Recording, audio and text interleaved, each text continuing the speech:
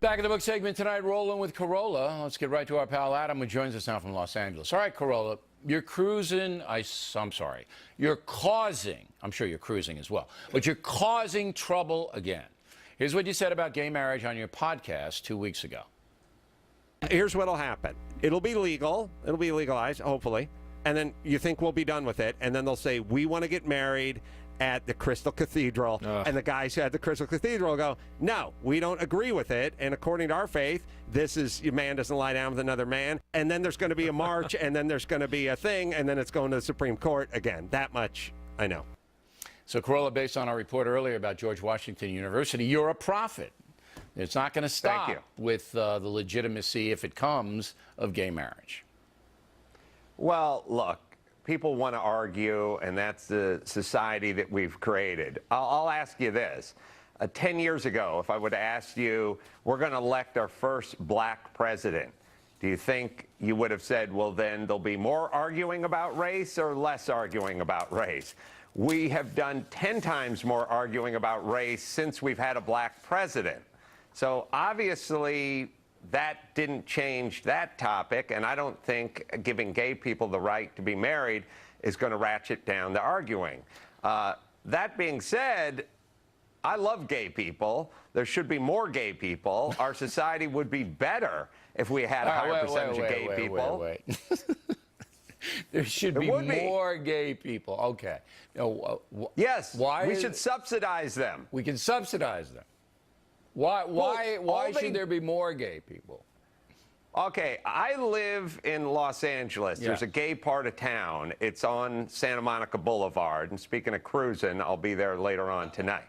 Now, Santa Monica Boulevard and Western Boulevard basically looks like Beirut. And then when you go a couple miles to the south and you get to the gay part of Santa Monica Boulevard, it looks like Shangri-La meets Seattle. Okay, there's so no it's gum more on the of ground. It's beautiful. I got it. All right, so there's in predominantly gay neighborhoods, there's order and law-abiding people, and they have a minimum of chaos. That's where you're coming from. Okay, I can't argue with that.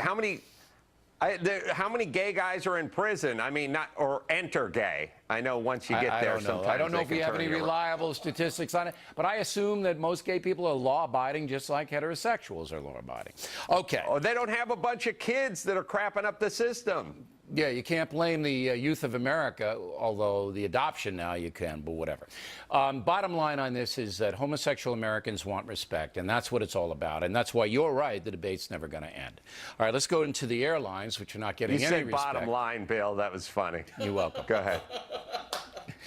Airlines not getting any respect because, you know, it's a cut-rate operation. You pay $100 to fly to Florida. You're not going to get anything. You want a pillow, it's going to be $5. So what's the beef?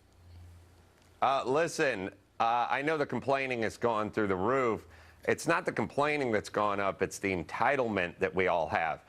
You know how many flights I've been on recently where people have brought their dogs on the plane? People are now flying with their dogs. They're comfort dogs. Comfort dogs. There it is. Yes. There's one right there. It's a comfort dog. They have anxiety. Right. There's a Chili's down in the airport that you can have a nice shot of Cuervo Gold at, and that's how you get rid of flying anxiety. That's your comfort, Carolla. Others want canine comfort. Well, that's how this reporter takes care of his comfort on an airplane. But listen, I fly first class half the time. Usually someone else pays for it. And half the time, the storage bin above my seat is filled.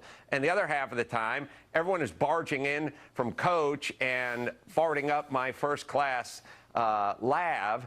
And all I'm saying is this, it's a little microcosm of what our world has become. Why should you get to sit up there in first class? Why? Because I paid more, bitch. But you can't, there shouldn't be any classes. Pay more. Right. No, everybody should be subsidized to sit in first class. That's what should happen. If you can't afford the first class ticket, the government gives you the money, and then everybody can sit next to you, Carolla, and have a shot of whatever you're drinking. I mean, that's only fair. Last word. Mangria, but thank you. You're welcome. Look, it's not that the airlines are getting worse, it's that people are getting worse. All right, Adam Carolla, everybody. Very pithy as usual.